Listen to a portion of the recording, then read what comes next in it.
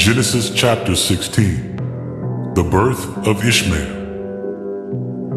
Now Sarai, Abram's wife, had not been able to bear children for him, but she had an Egyptian servant named Hagar.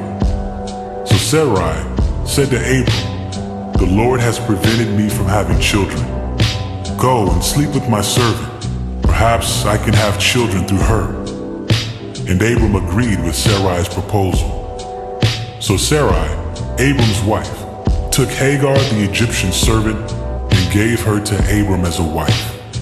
This happened 10 years after Abram had settled in the land of Canaan. So Abram had sexual relations with Hagar, and she became pregnant. But when Hagar knew she was pregnant, she began to treat her mistress Sarai with contempt. Then Sarai said to Abram, "This is all your fault. I put my servant into your arms, but now that she's pregnant, she treats me with contempt. The Lord will show who's wrong, you or me." Abram replied, "Look, she is your servant, so deal with her as you see fit." Then Sarai treated Hagar so harshly that she finally ran away. The angel of the Lord found Hagar beside a spring of water in the wilderness, along the road to Shur. The angel said to her, "Hagar, Sarai's servant, where have you come from, and where are you going?" "I'm running away from my mistress Sarai," she replied. The angel of the Lord said to her, "Return to your mistress and submit to her authority." Then he added, "I will give you more descendants than you can count." And the angel also said, "You are now pregnant and will give birth to a son.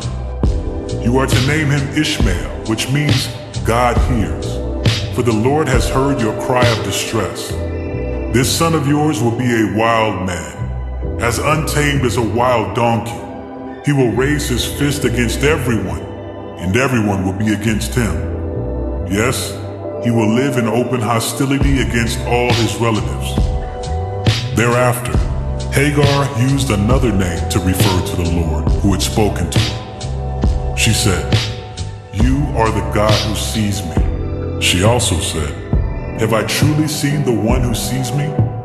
So that well was named Bir Lahairoi, which means well of the living one who sees me.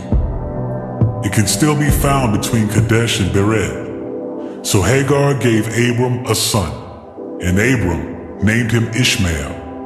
Abram was 86 years old when Ishmael was born.